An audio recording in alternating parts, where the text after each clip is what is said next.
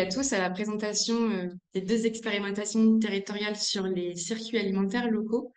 Je m'appelle Alexia Michou et je suis chargée de mission démarche alimentaire de territoire chez Pays et Quartiers de Nouvelle-Aquitaine, qui est le centre de ressources sur le développement territorial en Nouvelle-Aquitaine. PQNA donc a été mandaté par l'État et la région dans le cadre du pacte alimentaire pour une alimentation durable et locale en Nouvelle-Aquitaine pour animer le réseau des acteurs qui participent aux démarches et projets alimentaires de territoire.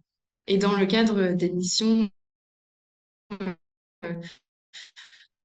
exerce de mise en réseau, de partage de bonnes expériences entre territoires, on travaille depuis 2021 avec Bordeaux ce qu'on a, ce qu'on a fait pour PQNA de faire le lien entre les pratiques territoriales et le monde de la recherche et de l'enseignement afin que ces expérimentations puissent nourrir l'action publique locale et capitaliser sur les enseignements de ces expérimentations pour les diffuser au réseau. Et c'est bien le but donc de ce temps de présentation et d'échange qu'on vous propose aujourd'hui. Donc, depuis 2021, il y a eu 4 expérimentations territoriales qui se sont déroulées. D'abord sur le déploiement d'une filière noisette en Creuse. Ensuite sur, pareil, un projet de filière légumes locales en Haut-Val-de-Sèvres dans le sud des Deux-Sèvres. Et ceux qui nous intéressent aujourd'hui. Donc le premier à l'échelle de la communauté de communes La Valette du Drône sur un projet d'approvisionnement de la restauration collective publique et en particulier scolaire, sans perturbation du tissu économique local existant, donc tout ce qui est petite GMS, artisans de bouche, etc. Et un autre projet sur le même territoire, mais à l'échelle d'une commune, la commune de Salles-la-Valette, sur le déploiement d'une micro-filière pain à partir d'une clé de voûte du projet qui est l'existence sur cette commune d'un moulin hydraulique.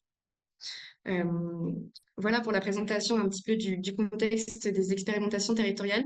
Simplement, je fais une petite parenthèse pour vous annoncer que l'appel à candidature pour prochaines expérimentations, enfin, la prochaine expérimentation territoriale qui aura lieu donc en 2024-2025 est ouvert sur le site de PQNA. Et Maïwen vous mettra le lien à la fin quand j'en reparlerai. Voilà, juste pour vous expliquer le processus.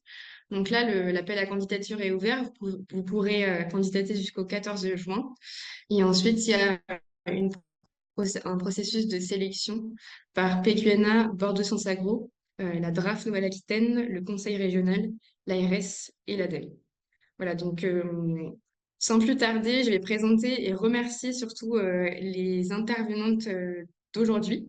Donc nous avons Chantal Goreau qui est vice-présidente chargée aux affaires scolaires à la communauté de communes La Valette du Drône, Madame Brigitte Ricci qui est adjointe à la maire de Salles-la-Valette et Nathalie Corrade qui est chercheuse en économie territoriale et responsable du master Apteria à Bordeaux sur Sagro. Et on a la chance aujourd'hui d'avoir avec nous 2 étudiantes qui ont participé au projet de Salles-la-Valette. Donc un grand merci à vous toutes. Juste pour vous expliquer comment va se dérouler ce temps de restitution, on aura une première partie sur la présentation en fait des territoires et pourquoi ils en sont venus à solliciter l'aide de PQNA et de BSA pour déployer leur projet. Ensuite, on aura une intervention de Nathalie Corrade et peut-être des étudiantes sur les recommandations qui ont été faites aux 2 territoires. Et enfin, et ensuite, les territoires, enfin les 2 élus représentants des territoires diront comment les territoires se sont appropriés ces recommandations, mais où en sont les projets aujourd'hui. Et il s'en suivra pour conclure, avant le temps de questions, un, prise de hauteur sur ce que peuvent apporter ces expérimentations territoriales en termes de méthode et de conduite de l'action publique locale. Je vais demander à Madame Chantal Goreau de bien vouloir présenter, enfin nous dresser un bref portrait du territoire de la communauté de communes La Valette du Drône, de où ils se positionnent par rapport aux transitions alimentaires et agricoles, et puis pourquoi ils ont voulu, enfin, pourquoi vous avez voulu solliciter l'aide de Bordeaux Sciences Agro et de PQN.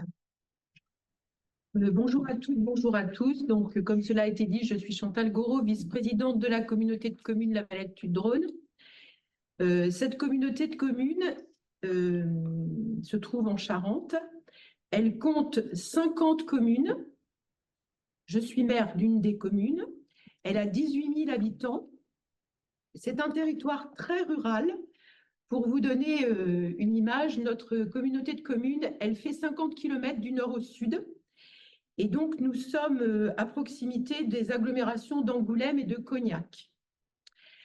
Alors, par rapport à notre engagement pour la restauration scolaire, on s'inscrit complètement dans le cadre d'une alimentation durable, locale, saine et équitable. Et pour revenir un petit peu sur l'historique de ce que nous sommes aujourd'hui, avant 2017, la communauté de communes n'avait pas la compétence scolaire. Donc, on les appelait les cantines à l'époque, et maintenant on dit restaurants scolaires, fonctionnaient de manière totalement autonome dans leur petit réseau.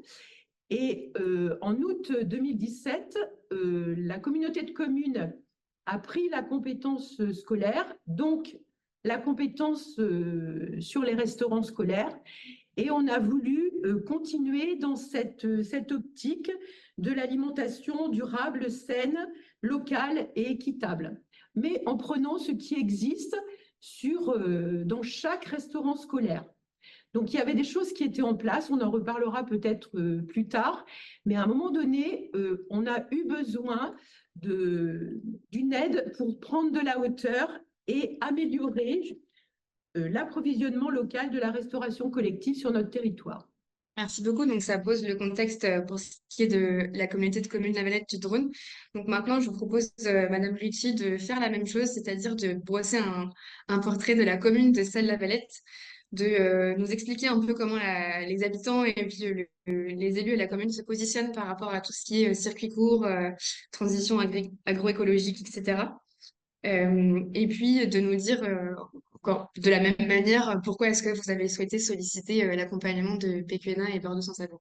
La commune de Salles-la-Valette, environ 350 habitants, Sud-Charente, dans la communauté de communes La Valette-Sud-Drône. Je suis également conseillère communautaire donc, au sein de cette communauté de communes. Donc cette commune, elle a tous les atouts et toutes les difficultés d'une commune rurale qui a eu malheureusement, comme souvent, des prises rurales, perte des commerces et des services, perte de population, etc. Alors que ça avait été une place relativement importante dans l'histoire économique du Sud-Charente. Elle est géographiquement située en toute proximité de la Dordogne. On est vraiment en frontalier de la Dordogne et entre deux bassins d'emploi traversés par une route départementale. Et également, on est un petit peu stratégiquement placé entre les grands sites touristiques du Sud-Charente que peuvent être Opter, Villebois-Valette, etc. Donc voilà, elle a des atouts, cette commune. Et sur la question de l'agriculture, elle a une particularité qui est quand même à signaler. 14 exploitations agricoles, dont 5 en bio. Et à ce titre, elle a obtenu cette commune de label territoire bio engagé en 2017. Avec une volonté forte donc de la commune de s'appuyer sur cette activité d'agriculture bio pour en faire un levier de développement pour la commune. Bon, au-delà de ça, il y a depuis 2008-2009, il y a eu cette volonté forte. Elle s'est traduite par la création ou la recréation d'une boulangerie dans la commune, boulangerie en circuit court, puisque adossée à un moulin hydraulique qui fonctionne sur le territoire et qui a été l'objet donc de l'accompagnement, j'en parlerai. Non seulement donc il y a eu la création de cette boulangerie sur un modèle un peu particulier, mais il y a eu également dans le cadre de dispositifs avec des aides publiques multiples rurales, la création d'un restaurant, un bar-restaurant, qui ont permis à la fois la boulangerie et le bar-restaurant de relancer une activité économique de proximité orientée alimentation. Ça, ajouté donc à l'existence d'exploitations agricoles et d'activités agricoles assez diversifiées, puisqu'il y a un terrain communal qui est loué en maraîchage bio, un terrain de 7 hectares, qui vient d'être repris par une jeune maraîchère. Il y a une houblonnière avec une brasserie paysanne. Il y a donc des éleveurs bovins et des agriculteurs, donc une relative diversité. Et autre élément, dans la pyramide des âges des agriculteurs, on est relativement jeune par rapport, on n'a pas de problématique immédiate, en tout cas, de transmission d'exploitation ou de vieillissement de nos agriculteurs. Enfin, ils vieillissent comme tout le monde, mais ils ont encore le temps avant de devoir transmettre. Donc, on va dire que ceci rentre dans les atouts de la commune. Alors, pour aller vite et pourquoi cet accompagnement? Il y avait ce modèle, ce circuit court, il avait été créé sur un modèle, on va dire, un peu empirique, avec une orientation qui était assez autant patrimoniale qu'économique. Il y avait ce moulin, tout le monde y tenait, et il y avait cette volonté donc de faire fonctionner cette boulangerie avec des agriculteurs locaux qui fournissaient des céréales, qui sont moulus au moulin, qui alimentent en farine la boulangerie. Tout ça était assez questionnant et fragile au regard de tous les enjeux qui sont apparus fin des années fin de 2019-2020 en début de mandat, des enjeux et des signes de fragilité qui nous ont vraiment conduits à questionner déjà ce modèle et à réfléchir et à éprouver le besoin d'être accompagnés pour réaliser un diagnostic sur ce circuit court, un diagnostic portant aussi bien sur les dimensions techniques, hydrauliques, fonctionnement du moulin, que sur la partie agricole, la partie économique et également la boulangerie, évidemment. L'objectif étant de consolider ce circuit court et de le pérenniser. Et on verra que c'est un chantier extrêmement complexe. Et l'accompagnement, et c'est ce qui nous a amené donc à candidater pour cet accompagnement, qui a été une véritable opportunité dans des toutes petites communes qui sont totalement dépourvues en moyens, en ingénierie, en ressources humaines, pour pouvoir conduire ce type d'expertise.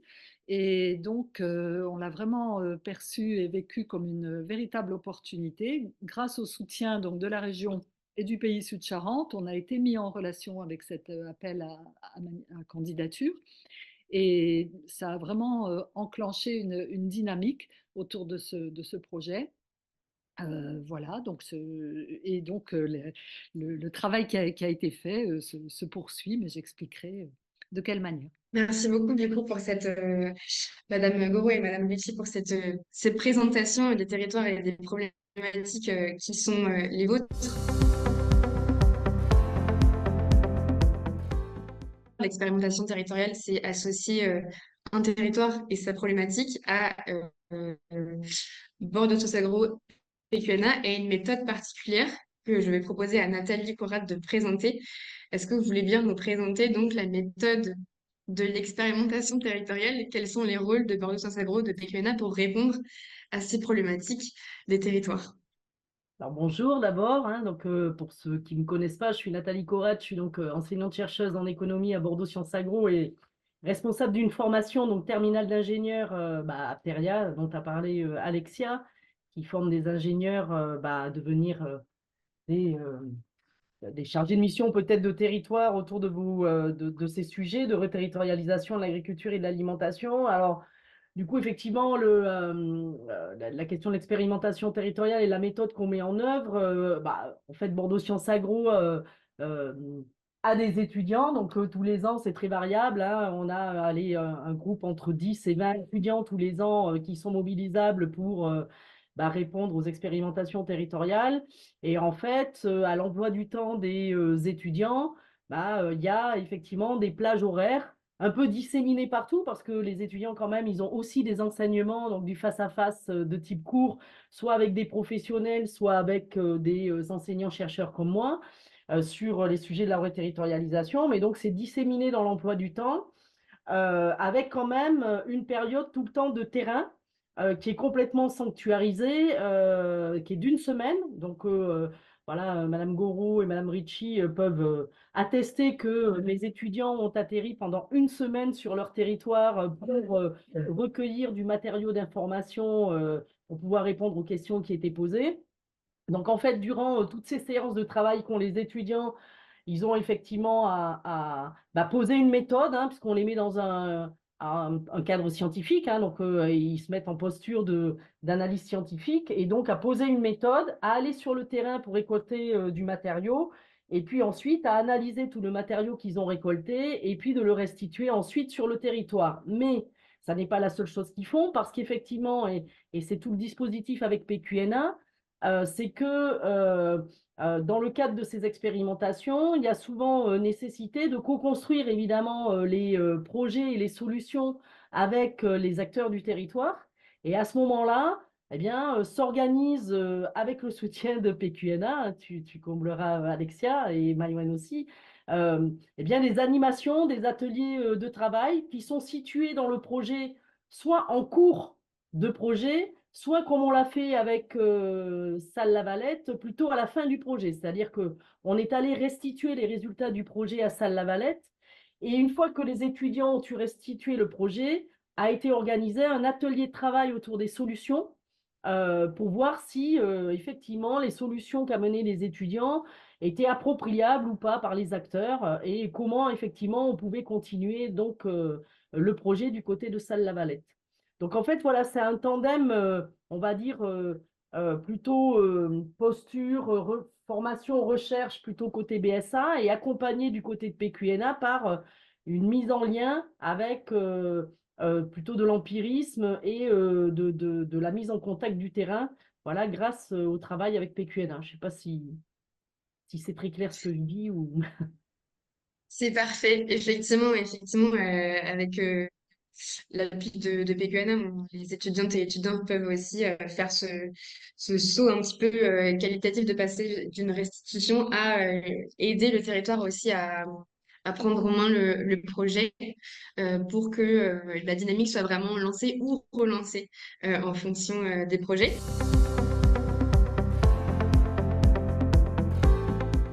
Nathalie, maintenant, est-ce que vous voulez bien nous dire en une dizaine de minutes quelles ont été les recommandations qui ont été effectuées par les étudiantes et étudiants sur chacun des projets? Et ensuite, on écoutera les deux élus pour comprendre comment ces recommandations ont été appropriées par les territoires. Je vais commencer peut-être par la Valette-Tudrone. Donc effectivement, hein, le projet il consistait, la question c'était comment améliorer l'approvisionnement en produits locaux de la restauration collective publique avec effectivement ce souci de ce que ça s'insère en fait dans une logique territoriale, c'est-à-dire sans casser tout ce qui existait déjà évidemment sur le territoire. Et donc le travail des étudiants, peut-être avant d'arriver vraiment au résultat, ça a été, pour répondre à une question comme celle-là, en fait déjà la question c'est est-ce que c'est faisable? Hein, donc il y a eu tout un travail sur la faisabilité, voilà, essayer de voir si il y avait les conditions en fait pour pouvoir effectivement améliorer l'approvisionnement local de la restauration collective. Et ensuite, il y a eu un temps de si c'est faisable, alors comment peut-on faire? Donc en fait, les étudiants ont répondu à ces deux questions. Donc sur la première, sur est-ce que c'est faisable? Heureusement, on a eu de la chance, oui, c'était faisable. Ça veut dire que finalement, les étudiants, au travers de la collecte d'un certain nombre d'informations, ils ont pu recenser que il y avait des conditions satisfaisantes pour pouvoir améliorer l'approvisionnement de la restauration collective publique en produits locaux. Et ces conditions, ils les ont saisis à la fois par une observation du territoire. Hein. Est-ce que, par exemple, déjà, j'avais la ressource, hein, parce que pour pouvoir avoir de l'approvisionnement en produits locaux, il faut des produits locaux. Donc, la question, c'était quand même, est-ce que déjà, il y a les produits locaux qui permettraient de fournir la Restauco? Donc, la réponse a été oui, mais ça ne suffit pas. Hein, c'est aussi finalement comprendre un petit peu l'organisation du territoire. Est-ce que les conditions d'organisation du territoire étaient présentes, notamment avec les débouchés cantines? Est-ce que les cantines étaient prêtes éventuellement à accueillir du produit local? Et puis aussi, est-ce que les acteurs du territoire étaient partants pour un tel projet? Donc, les étudiants sont allés s'entretenir avec une quarantaine d'acteurs, des producteurs, des cuisiniers, mais aussi des acteurs que nous, on appelle des acteurs ressources, hein, qui permettent effectivement de saisir si les conditions finalement, on va dire humaines d'une certaine façon, humaines, sociopolitiques et socio-économiques sont présentes sur le territoire. Donc de ce côté-là, effectivement, ils ont bien saisi que du côté des producteurs comme du côté des cuisiniers et du côté des acteurs qui pouvaient s'impliquer dans le projet, il y avait matière effectivement à développer un projet de cette nature-là. Et une fois qu'on a passé cette barre-là, la question c'était le comment. Et donc, dans leurs entretiens aussi, ils ont saisi eh bien, le comment. Et ils ont fait donc 3 propositions. Donc, ils ont fait 3 scénarios qui ont été en fait co-construits en un temps de co-construction avec les acteurs de terrain, animés par PQNA et les étudiants. Et ben, ils ont sorti 3 scénarios. Alors, pour aller vite, hein, parce qu'on ne va pas rentrer dans ces scénarios, ça serait trop long. Il y en a un qui était. Parce que, en fait, ils ont construit les scénarios à partir de l'identification des freins. Parce que s'il y avait effectivement des conditions satisfaisantes pour pouvoir développer ce projet-là, il y avait quand même un certain nombre de freins qui avaient été relevés. Et donc, à partir de la levée des freins, on pouvait éventuellement arriver effectivement à construire des scénarios. Donc, les freins, ce n'est pas une grande surprise hein, sur des sujets comme cela. Les freins, ils sont souvent logistiques. Hein, et sur un certain nombre de pratiques, de changements de pratiques aussi qu'il faut accompagner. Donc, en fait, les étudiants, ils ont travaillé sur ces freins et sur la façon de les lever. Et donc, il y avait 3 scénarios. Un premier qui était plutôt la contractualisation avec des GMS,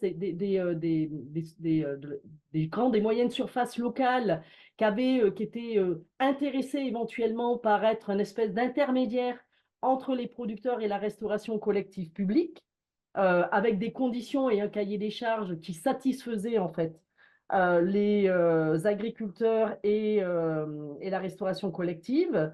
Le deuxième scénario, c'était un scénario plutôt de mutualisation des commandes et de la livraison entre les producteurs et la restauration et les établissements de restauration collective. Et puis le troisième, c'était, ils ont appelé ça manger charentais à l'époque, qui était en fait la mise en place d'une plateforme collective avec une charte d'engagement des producteurs, avec une gouvernance peut-être de type société coopérative d'intérêt collectif, de façon à ce que l'ensemble des parties prenantes puissent avoir voix au chapitre sur la façon de conduire cette plateforme collective. Chacun de ces scénarios, pour ce qui est de La Valette-Tudronne, ont fait l'objet d'un diagnostic, point positif, point négatif, avantages, inconvénients. Et comme ça, le territoire pouvait savoir finalement voilà, quels étaient les plus et les moins de chacune de ces solutions et pouvait se saisir à la fin finalement de chacune de ces solutions. Ça, c'est pour La Valette-Tudronne, parce que voilà, si vous voulez en savoir plus, on en rediscutera. Pour Salles-la-Valette, mais je pense que c'est les territoires qui en parleront le mieux. Pour Salles-la-Valette, le sujet, donc, c'était effectivement consolider cette filière, cette micro-filière locale pain. Et donc, même si le territoire avait déjà pressenti les fragilités de cette filière, un gros travail a été fait par les étudiants de effectivement aller bien préciser où étaient les différentes fragilités de cette micro-filière. Elles pourront peut-être juste en dire 2 mots si je dis des bêtises, hein, on ne sait jamais.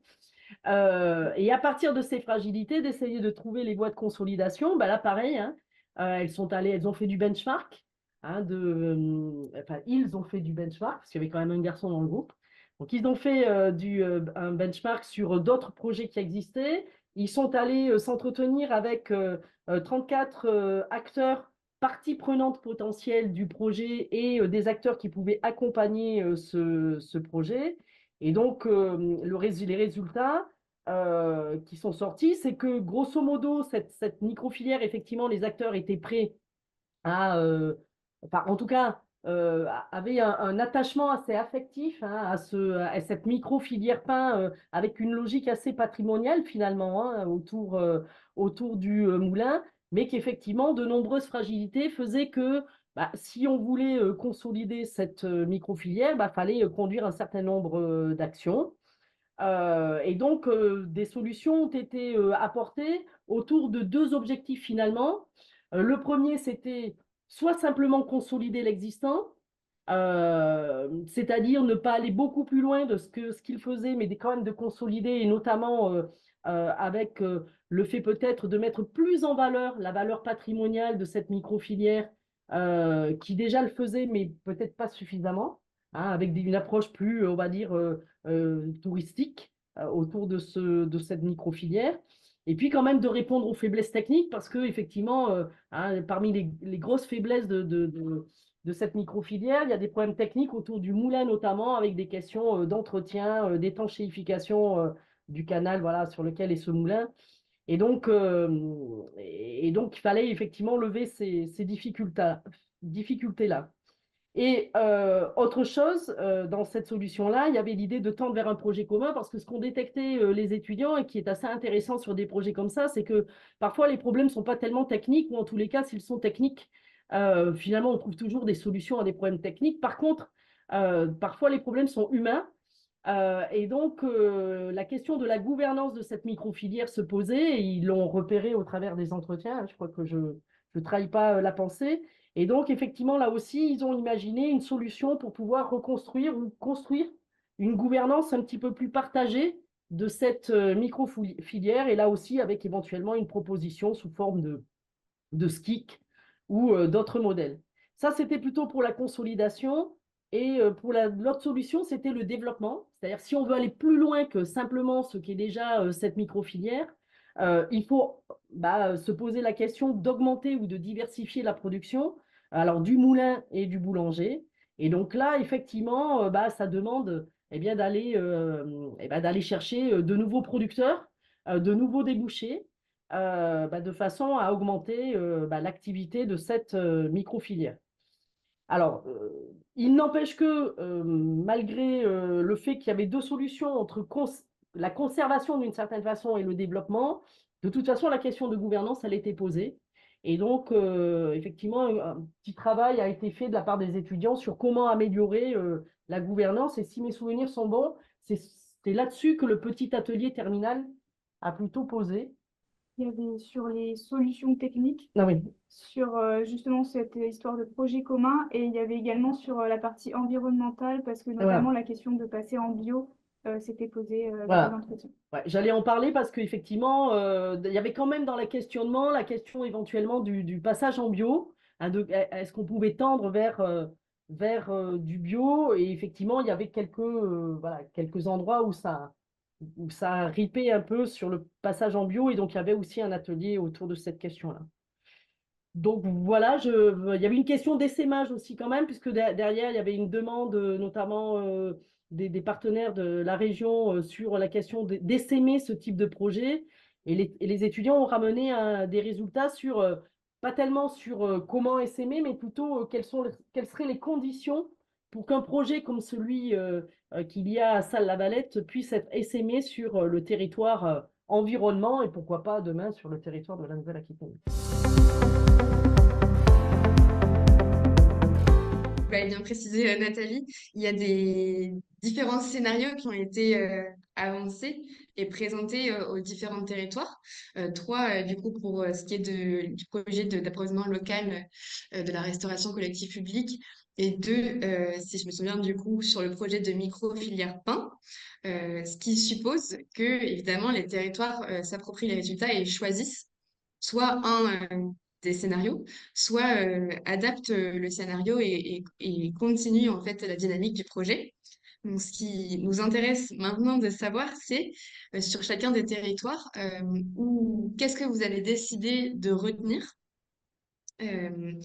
Qu'est-ce que, un an après, pour la Valette du Drône, quelques mois seulement après, pour la Valette, qu'est-ce que vous avez fait? Comment s'organise la dynamique collective autour du projet et son pilotage? On va peut-être commencer du coup par le projet le plus ancien, entre guillemets, enfin l'expérimentation territoriale la plus ancienne, donc par celle sur l'approvisionnement local de la restauration collective publique à la communauté de communes à la Valette du Drône. Donc, Madame Goreau, vous pouvez reprendre la parole et nous dire ce que vous avez décidé de retenir et où vous en êtes aujourd'hui.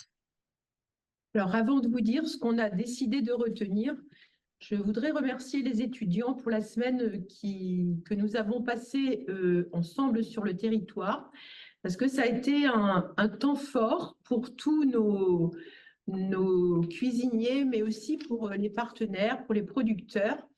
Et comme je vous l'avais expliqué en préambule, sur notre territoire aussi étendu, avec des îlots aussi dispersés dans notre milieu rural, c'était très important de rassembler.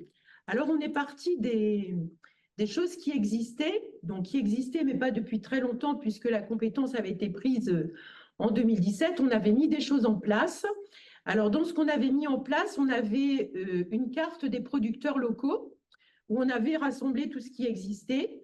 On avait mis une plateforme d'échange entre les cuisiniers et les responsables de la collectivité, une plateforme du style Facebook qui s'appelle Miam, qui veut dire menu d'ici à mijoter. Et on avait mis aussi en place des moments où les cuisiniers pouvaient se rassembler pour partager leur expérience.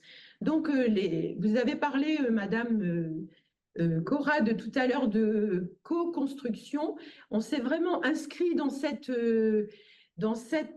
dynamique de co-construction parce que les étudiants sont partis de ce qui existait, mais qui devait être développé, sécurisé, fluidifié pour que chacun ne soit pas isolé dans son coin. Et aujourd'hui, on en est là, on a réussi ce passage. Donc, voilà, les choses se sont améliorées. On est en route pour quelque chose de mieux. Alors, par rapport aux différents scénarios qui nous sont proposés, aujourd'hui, on n'a pas fait vraiment de choix parce qu'on a manqué aussi de personnel pour encadrer ce projet. Donc, depuis très, très peu de temps, une chargée de mission a été embauchée à la Valette-Tudrone et donc elle aura du temps pour nous aider à faire ces choix et pour les parfaire. Voilà. Merci beaucoup. Donc, c'est effectivement une bonne nouvelle si vous avez pu recruter quelqu'un pour faire avancer le projet. C'est signe que ça avait été le cas aussi sur la filière noisette creusoise. Ils ont recruté quelqu'un récemment pour faire avancer le projet. Donc, ça veut dire que parfois, l'expérimentation vient donner un petit coup de boost, enfin, redynamise en fait les acteurs pour avancer. Donc, c'est une excellente nouvelle. Et je vous propose, Madame Marici, de faire pareil, de nous dire ce que le territoire a décidé peut-être, alors je sais pas parce qu'il y a quelques mois à peine que les recommandations ont été faites, donc peut-être que ce sera plus compliqué pour vous, mais de nous dire voilà où en êtes-vous, peut-être qu'est-ce qui a déjà été fait et comment s'organise la dynamique collective, ou comment est-ce que vous envisagez d'organiser la dynamique collective autour du projet et son pilotage. Alors, je rejoins ce que dit Chantal Gouraud sur le travail de grande qualité des étudiants. C'est le caractère très positif de cette expérience. C'est ce qui nous a vraiment, ce qui nous amène aujourd'hui à l'état de la réflexion dans lequel on est. C'est vraiment que les étudiants ont eu un regard vraiment panoramique et une analyse de tous les enjeux qu'il était difficile, on les avait, mais de façon très éparse. Et ça a permis de partager, en tout cas, ce regard panoramique et ces enjeux au moment de la restitution et durant leur semaine de terrain. Donc ça, c'est évidemment très, très positif. Le soutien du pays, j'en ai parlé. Pourquoi j'en parle? C'est-à-dire que le travail de l'accompagnement de PQNA avec Bordeaux Sciences Agro, c'était aussi une première étape puisqu'on dispose aussi d'une possibilité financière de conduire des études plus approfondies et plus précises sur les aspects hydrauliques, sur les aspects économiques. Et il fallait préalablement donc avoir cette mise à plat des enjeux et des premières recommandations pour voir quels autres sujets creuser. Ce sur quoi nous achoppons réellement, et comparativement à ce qui a été dit précédemment par Chantal Gouraud, c'est qu'en fait, ce dont on aurait besoin et que les étudiants ont mis noir sur blanc dans leur rapport, et avec à juste raison, c'est d'un chargé de mission ou d'un chef de projet, d'une personne, en tout cas d'une ressource humaine, qui continuerait à piloter cette démarche parce qu'elle est évidemment multipartenariale et une petite commune comme la nôtre n'a évidemment pas, au-delà de la question de la taille, la capacité à agir sur l'écosystème des acteurs de l'alimentation, parce que soit on laisse le projet à son échelle très micro-locale avec sa dimension patrimoniale, etc. Et bon, voilà, très bien, mais ce n'était quand même pas l'idée. L'idée, c'est de tendre vers un microsystème alimentaire territorial dont ce projet serait un des piliers, avec des enjeux derrière économiques, mais aussi avec des enjeux de changement de modèle agricole, de transition agricole. Et ces enjeux-là, il est extrêmement difficile de les poser à la simple échelle de la commune. Il y a vraiment un sujet d'échelle du projet et j'en veux pour preuve Là, le discours très volontariste du président de la CDC le jour de la restitution. Alors, ce discours volontariste, évidemment, il fait du bien, mais derrière ça, très concrètement, il serait intéressant que ce projet maintenant puisse prendre place dans une politique, une stratégie autour de la transition agricole et de la transition alimentaire à une échelle plus large. Pour le moment, on n'en est pas là. Donc, c'est un des points d'achoppement. Le deuxième point d'achoppement, c'est que, évidemment, cette question de la mécanique des fonds européens, etc. Pour une petite commune, porter des projets à base de fonds européens, c'est très compliqué. Faire des avances de trésorerie, on n'a pas l'ingénierie, c'est complexe. Donc, du coup, ça va prendre du temps, mais on est très soutenu par le pays, je le redis. Par ailleurs, ce que les étudiants ont levé parmi les obstacles, c'est qu'en fait, il y avait eu des études réalisées dans les années 2015-16 sur les dysfonctionnements d'ordre hydrologique. Et il y aurait dû y avoir des travaux entrepris pour permettre la continuité écologique et le bon fonctionnement du bief, de la rivière, etc., qui auraient assuré la pérennité du fonctionnement hydraulique de ce moulin. Ces travaux n'ont jamais été entrepris. Donc évidemment, il y a un héritage aussi sur lequel il est difficile d'un coup de baguette magique d'agir. Donc on est conscient, ils nous ont permis de prendre conscience, ils ont permis d'accéder à des documents, de partager des choses, mais il reste beaucoup de travail. Donc là, par ailleurs, sur la question du bio, les producteurs locaux existent. Il y a vraiment une question de portage politique finalement, d'accompagner ce modèle, ce changement de modèle, et peut-être de faire cohabiter un modèle conventionnel et un modèle bio pour répondre à toutes les attentes de la population. Il y a aussi une question d'acceptabilité sur laquelle il faut travailler. Nous, on est vraiment déterminés, en tout cas, à essayer de pousser vers une évolution vers le bio. Donc ça, c'est vraiment intéressant. Dans les recommandations qui étaient faites, qui étaient de redynamiser finalement l'écosystème, d'intégrer davantage de parties prenantes, de faire rentrer un cercle d'acteurs qui n'étaient peut-être insuffisamment impliqués. Il y a eu un travail qui a été fait au niveau des statuts de l'Association des Amis du Moulin Sartier, qui intègre maintenant dans ses statuts les acteurs du système. Et ça, c'est vraiment la recommandation l'application d'une des recommandations. Donc ce travail se fait évidemment à l'échelle de nos possibilités, c'est-à-dire trop lentement à mon goût, mais on ne peut pas faire plus vite compte tenu de nos ressources. Les acteurs de la filière, en tout cas, sont alors appelons ça la filière, mais en tout cas, la réflexion, elle suit son cours, elle est partagée, elle suscite du débat. Tout n'est pas consensuel, mais on le savait. Et donc maintenant, j'insiste vraiment sur la dimension que ce projet, il doit prendre place dans un schéma à une échelle un petit peu plus large. Il ne peut pas être tout seul campé dans la commune de Salles-la-Valette. S'il faut travailler sur les débouchés, si on veut développer l'activité de minoterie, réfléchir à des débouchés économiques, développer une offre de pain bio, développer une production locale de céréales bio, tendre vers, je ne dis pas l'autonomie alimentaire, mais en tout cas la relocalisation de toutes ces activités, ça doit se faire à une échelle plus large que celle de la commune. Et donc ça, on va dire que c'est, voilà, il faut s'y mettre. Pour le moment, ça n'est pas fait. Alors, si j'avais une baguette magique, évidemment, et surtout de l'argent, on recruterait évidemment un chef de projet parce que encore une fois, j'insiste là-dessus, on rêverait d'avoir, voilà, je vois les étudiantes sur l'écran qui viennent chez nous pendant un an, un des étudiants, travailler pour concrétiser, ne pas laisser tomber le soufflet, etc. Puisque là, on s'appuie sur du bénévolat, sur du volontariat, et c'est extrêmement difficile. Et dernier point c'est pas un point d'achoppement, c'est une réalité. On le sait que le développement territorial dans la ruralité profonde est fait de montagnes russes. On a parfois l'impression qu'on avance bien et puis on coince sur des choses.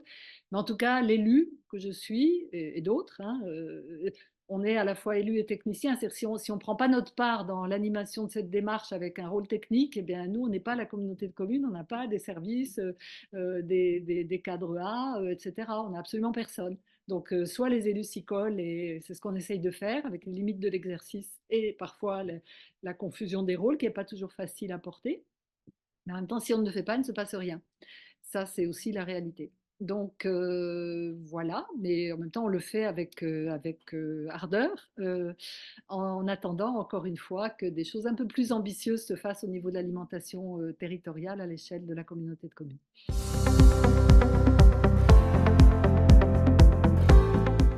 merci beaucoup à toutes les deux pour la présentation de comment les territoires se sont appropriés les résultats et de où vous en êtes aujourd'hui. Effectivement, on peut... il y a des choses qui s'expliquent du fait de la temporalité de l'expérimentation et puis du fait du contexte local en fonction de si on travaille à l'échelle d'une commune ou d'une communauté de communes. Ça nous fait une parfaite transition, ce que vous venez de dire, Madame Ricci, avec la question que je souhaitais poser à Nathalie Corrade. Enfin, les questions d'ailleurs. Quels enseignements peut-on retenir de ces expérimentations, à la fois en termes peut-être de reproductibilité sur d'autres territoires, en termes de méthode et in fine en termes de qu'est-ce que ça nous fait réfléchir ou qu'est-ce que ça dit sur la conduite de l'action publique locale aujourd'hui? Alors, de façon générale, mais à la limite, je ne suis pas complètement sûre d'apprendre grand-chose à qui que ce soit, mais chacune des expérimentations, par définition, elle est assez unique, quoi, parce que les territoires en question le sont. C'est-à-dire que je pense que la plupart des territoires, vous vous posez les mêmes questions. Voilà, si je prends l'approvisionnement, par exemple, en produits locaux, de la restauration collective. C'est pas le premier projet sur lequel on travaille, nous, ici, à l'école, hein, et même hors de l'expérimentation territoriale. Donc, moi, mes étudiants, ça fait plusieurs fois qu'on a eu des projets comme cela. On va rencontrer des problématiques assez identiques. Voilà, je vous disais par exemple la logistique qui est toujours au cœur de ces questions-là. Mais pour autant, les solutions ne sont pas forcément toujours les mêmes, quoi. C'est-à-dire que voilà, sur la question donc, du coup de la reproductibilité, bah, j'ai envie de dire que bah, une solution qui marche à un endroit ne marche pas ailleurs parce que les conditions territoriales ne sont pas les mêmes partout. Qu'elles soient des conditions socio-économiques, qu'elles soient des conditions humaines, voire même aujourd'hui, voilà, les conditions politiques. Donc on voit bien que, on sait en tous les cas qu'il y a une espèce de combinaison de conditions qui vont faire que sur certains territoires, bah, telle solution sera plus apte à être menée, telle autre ne le sera pas. Bon bref, donc déjà là-dessus, et ça va pour les méthodes, c'est-à-dire à ta question, Alexia, sur aussi les méthodes, je dirais la même chose. C'est-à-dire que la méthode de travail que nous, on met en place pour aller s'entretenir avec les acteurs, de toute façon, ça c'est un incontournable. Hein. Je ne vois pas comment, et vous le savez mieux que moi, comment on fait du développement territorial sans les acteurs du territoire. Ça me paraît compliqué. Mais donc les méthodes sont peut-être les mêmes, nous, du point de vue du travail que l'on conduit sur les territoires, mais après, le travail à faire avec les acteurs est peut-être pas forcément le même. D'ailleurs, on a bien vu, je trouvais intéressant que la différence entre le travail sur la vallée de Tudron et le travail sur Salle-Lavalette, on s'est interrogé avec vous, PQNA, sur est-ce que l'animation, on doit la faire avant, après, etc. Et on n'a pas senti elle devait arriver avant et qu'elle serait plus judicieuse d'arriver après la restitution des étudiants. Et c'est pour ça qu'on a fait ces ateliers plutôt post-restitution des résultats que avant la restitution des résultats. Donc là aussi, ça montre que selon les territoires et les problématiques qui sont posées, bah, c'est peut-être pas la même façon dont on va procéder. Donc il y a peut-être des incontournables, ça c'est sûr, mais il y a des choses qui seront assez différentes. Après, alors je sais pas, voilà, est-ce que je suis dans les clous de ce que tu me demandes, Alexia? Je, je dirais la même chose sur la structuration d'une filière ou la consolidation d'une filière locale. Hein. On est très sollicité aussi en matière de projets étudiants sur la structuration de filières locales ou la consolidation de filières locales. Ben, je dirais la même chose. Voilà, alors, il y a peut-être des solutions assez classiques qui peuvent être faites sur chacun des territoires. Mais en fait, la particularité du territoire va faire qu'à un moment donné, on ne peut pas transférer une solution qui marche à un endroit à un autre. Moi, je suis assez vigilante là-dessus, parce que pour travailler pas mal sur les projets alimentaires territoriaux, je vois bien que parfois, on a un peu l'idée qu'il y a des solutions clés en main pour faire le développement territorial à partir de l'alimentation. Mais voilà, les conditions territoriales ne sont pas forcément réunies pour que ces solutions dites clés en main soient applicables un peu partout. Ce qui pose la question, par exemple, de l'essaimage, hein, la question qui nous était posée dans le projet Salle-Lavalette, qui était celle de l'essaimage, ça a conduit les étudiants plutôt à s'intéresser à quelles seraient les conditions pour qu'un projet comme celui qu'il y a à Salle-Lavalette puisse être reproduit ailleurs, plutôt que de dire, ben voilà, où est-ce qu'on peut essaimer. C'est-à-dire qu'avant de dire, est-ce qu'on peut essaimer, enfin, est-ce qu'on doit essaimer, il y a quand même, est-ce qu'on peut essaimer et quelles sont les conditions qui vont faire que. Voilà. Ce que ça en dit sur le développement territorial, c'est ça, Alexia? Bah, je sais pas. Oui, c'est ça, la conduite de l'action publique locale, le développement territorial, oui. Alors, la conduite de l'action publique locale. Alors, moi, je ne suis pas un acteur public local. Enfin, je pourrais, puisque je suis du secteur public, je suis une enseignante-chercheuse.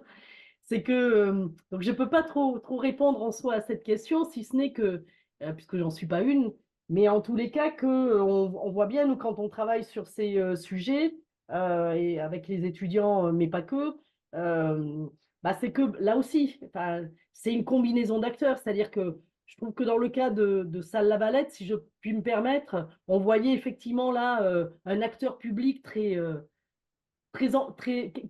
dans l'envie hein, de consolider ce projet, de travailler sur ce projet, etc.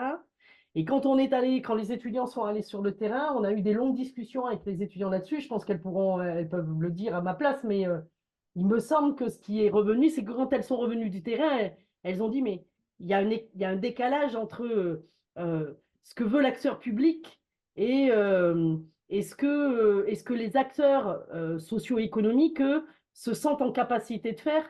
Et que donc, du coup, il y a beaucoup voilà, de co-construction, le mot que vous avez utilisé, hein, Madame Ricci, qui est important. Hein. Ça ne peut pas se faire sans la co-construction et sans l'échange hein, des différentes visions, perceptions d'un projet, quoi. Au risque de quoi bah, les acteurs ne se rencontrent pas. Voilà. Donc, mais ça, je pense que je ne l'apprends pas à grand monde, quoi. Voilà, le développement territorial, ça se fait à partir effectivement d'une combinaison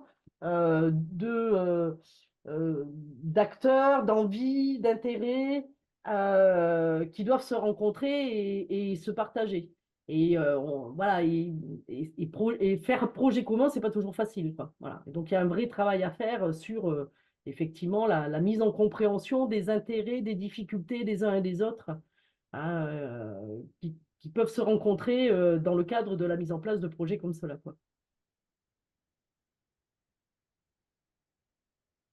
Merci beaucoup. Si Madame Ricci et Madame Gros, vous voulez rajouter quelque chose sur enfin, votre vision de la conduite de l'action publique territoriale après cette expérimentation, n'hésitez pas. Je rajouterai juste peut-être par rapport aux propos de Madame Goral. Effectivement, il y a cet aspect de co-construction qui fait partie de la nature même en fait, du développement territorial et de la compréhension des différentes positions des acteurs. Et comme l'a dit Madame Ricci, il y a des limites aussi. Enfin, justement, cette compréhension fine des acteurs, cette animation de la dynamique, ça ne se fait pas toute seule et elle nécessite des financements pour pouvoir animer cette dynamique. Et globalement, c'est souvent ce qui est remonté hein, dans le cadre de l'animation des projets alimentaires de territoire, c'est que sans financement pour les postes, on ne peut pas aller très loin. N'hésitez pas si vous voulez à rajouter quelque chose là-dessus avant qu'on passe aux questions. Vas-y. Moi, ce que je voudrais dire, c'est que le choix d'avoir 18 cuisines sur notre territoire, c'est un choix qui est assumé par les élus. De ce que j'ai pu voir dans les questions, il y a des questions sur les marchés publics. On n'est pas du tout dans le cas d'une cuisine centrale, donc qui serait amenée à passer des marchés publics, à gérer des quantités ou de la conservation de ce que je peux voir. Nous, en fait, on a gardé le fonctionnement de la petite cuisine de l'école. Quand l'école était autonome, on a gardé ce fonctionnement et c'est un choix que les élus ont fait parce que pour nous, c'est gage de qualité, mais après, il peut y avoir d'autres points de vue.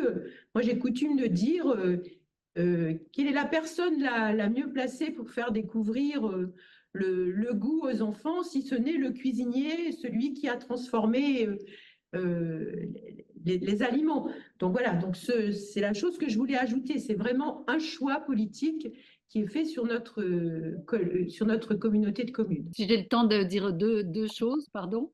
Donc, évidemment, tout ce qui vient d'être décrit est une brique essentielle d'une démarche alimentaire territoriale à l'échelle de la communauté de communes, bien évidemment. Et d'ailleurs, il y a des opportunités. Si je prends la maraîchère bio de Salles-la-Valette, elle est mise en relation avec les écoles de proximité de fraîche date et je pense que des choses vont se faire. C'est essentiel. Quand je dis il faut monter peut-être une marche pour aller vers une stratégie à l'échelle du territoire, je pense que, encore une fois, ce qui a été décrit, c'est une première brique, mais notre territoire manque peut-être de structures de transformation, manque d'unités de maraîchage, manque de, peut-être ne soutient pas suffisamment des démarches alimentaires locales en matière de bio, d'articulation du bio et du local, et que pour moi, c'est une étape suivante dans laquelle pourrait prendre place justement le projet de Salles-la-Valette, mais d'autres également, dont l'objectif est de transformer une production pour la commercialiser dans des commerces de proximité, donc qui articule aussi le monde agricole, le monde de l'artisanat, les collectivités publiques, et ça, je pense qu'il y a encore une fois à cheminer peut-être vers quelque chose, je le redis, d'un petit peu plus musclé en la matière. Merci beaucoup pour vos interventions. Je retiens quand même par rapport aux interventions aux réponses là de la Valette du Drône, qu'il y a à la fois une volonté politique forte d'avoir déjà pris la compétence de gestion des cantines, qui est une chose quand même peu commune dans les collectivités aujourd'hui, qui souvent la compétence reste au niveau communal. Et ensuite, j'entends aussi un certain pragmatisme, comme vous le disiez, d'avancer plutôt par effectivement l'opérationnel, qui caractérise bien, je trouve, votre communauté de communes. Juste peut-être si vous pouviez vous présenter, donc j'ai entendu Monsieur Portal, et peut-être représenter nom, prénom des deux personnes qui ont pris la parole tout à l'heure. Oui, bah du coup, donc, Fabien Portal, directeur adjoint en charge de plein de sujets, économie, tourisme, innovation de manière générale. Et donc, le sujet de l'agriculture est un sujet commence un peu à sortir comment dire, les centres d'intérêt de la communauté de communes, puisque on va se saisir du sujet, et donc par le biais économique, on y regarde, avec la création d'un groupe de travail spécifique pour voir dans quelle mesure la collectivité peut jouer un rôle beaucoup plus dynamique que la simple restauration scolaire qui est de l'achat de denrées, pour soutenir du coup, ce secteur d'activité qui reste encore le premier pourvoyeur d'emploi sur le territoire.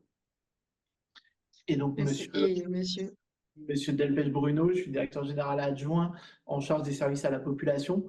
Et donc, vous l'avez compris, notre démarche aujourd'hui, elle est beaucoup axée sur les restaurants scolaires. C'est dans ce biais-là que moi, je rentre dans cette démarche. C'est par là que vous avez décidé d'entrer sur l'opérationnel, et effectivement, peut-être qu'ensuite, la démarche pourra venir forcément tirer d'autres ficelles, de structuration de filière, de développement, etc. Il y a plusieurs questions dans le chat. Il y en a plusieurs assez précises. Je ne sais pas si vous serez en mesure d'y répondre ou pas. Une question de Lionel Laridon, donc de la brique 48. De quels produits locaux s'agit-il donc sur le projet La Valette du Drône, et en quel volume? Et comment a été traitée la question des produits bruts, produits transformés quatrième gamme par exemple, considérant du coup, si j'ai bien compris, qu'il n'y avait pas d'outils de transformation sur la communauté de communes? C'était tous les produits maraîchage. Alors, tu vas prendre la parole, on peut le dire. On peut le dire. C'était tous les produits, l'étude. Il y avait aussi bien tout ce qui est maraîchage, produits laitiers.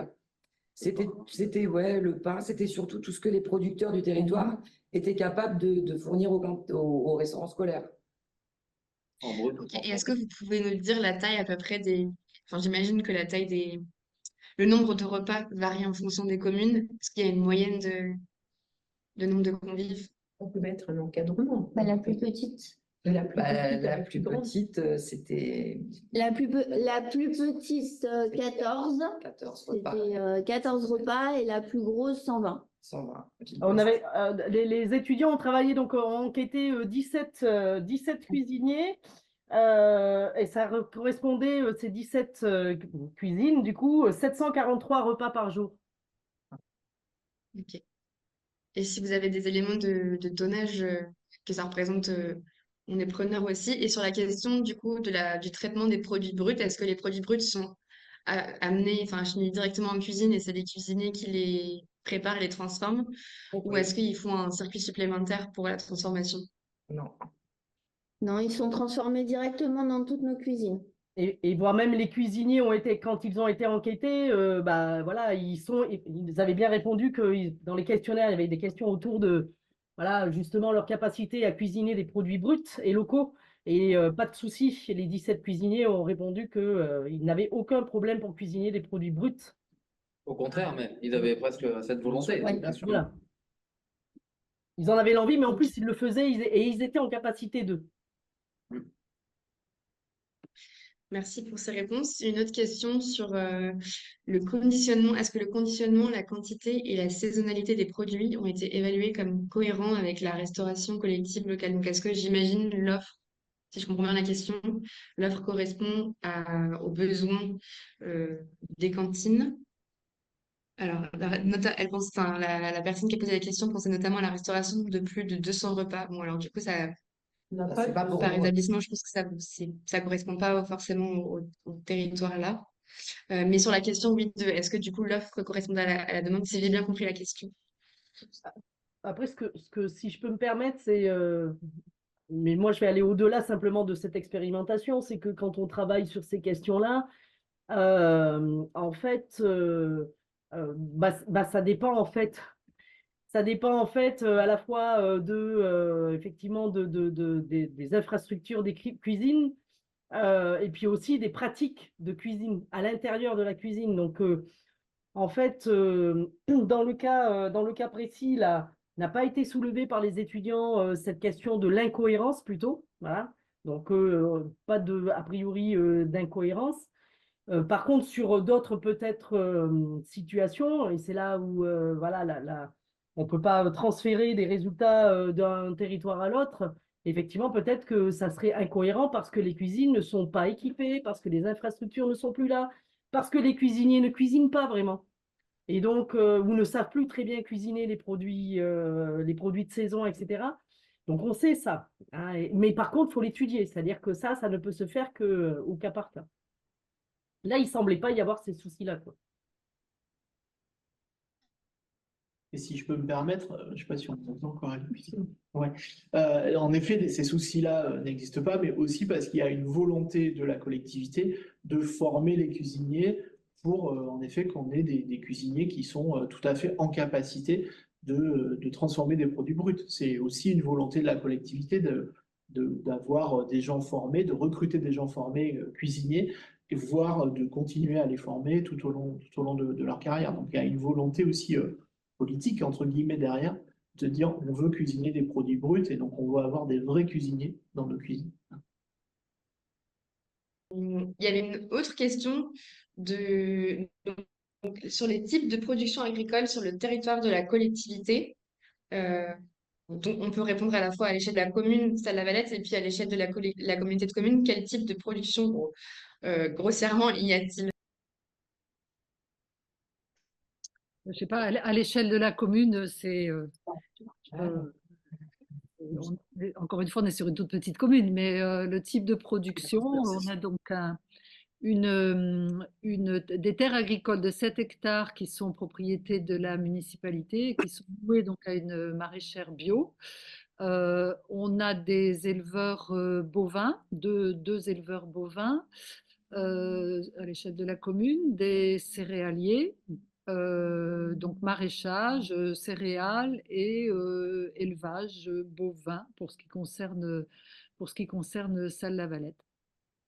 Et j'ajouterais, on a bien sûr ces productions, mais on a aussi de la production laitière et de la transformation laitière.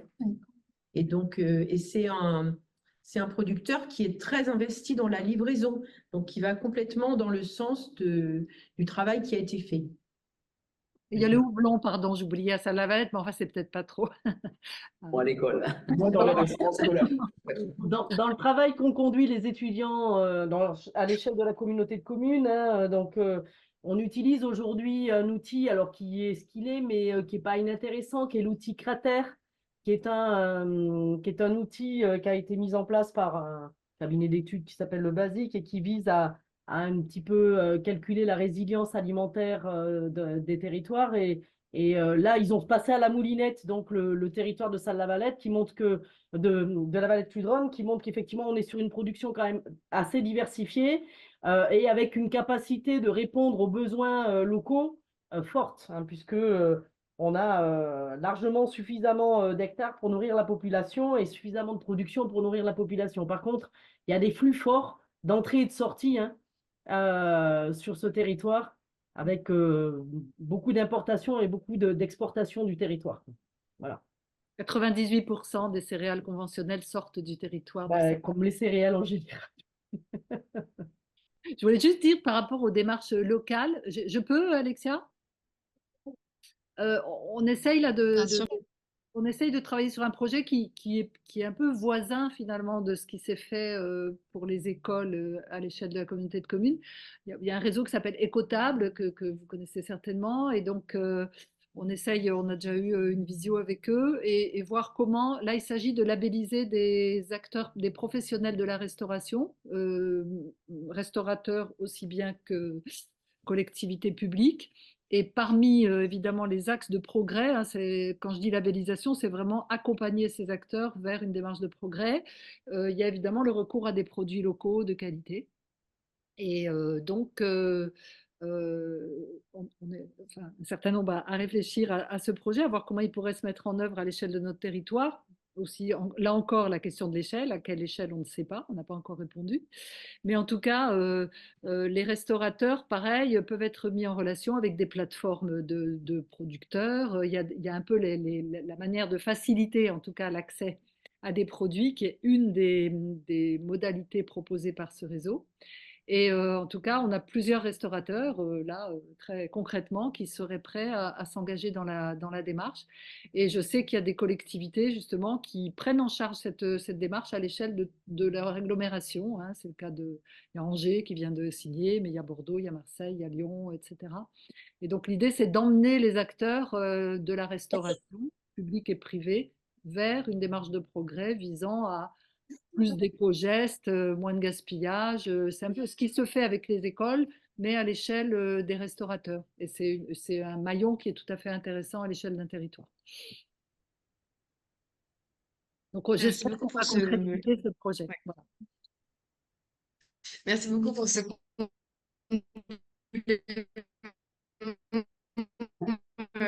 d'informations. Vous voulez reprendre la parole encore?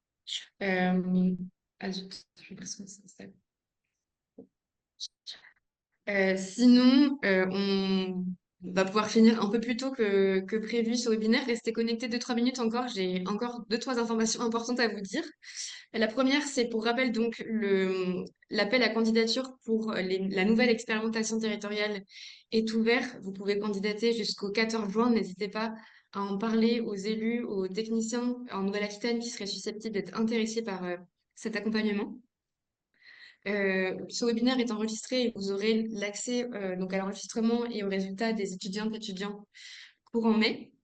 Par ailleurs, je voulais aussi dire que sur le site de PQNA, vous avez accès à tout un répertoire en fait de financements en cours qui sont susceptibles de financer vos projets et démarches alimentaires de territoire. Donc n'hésitez pas à aller voir, notamment en Nouvelle-Aquitaine, quand la région finance beaucoup ce genre de projet via à la fois la direction agriculture, mais aussi d'autres directions comme la direction USS. Enfin, il y a beaucoup de financement en ce moment sur ces sujets-là.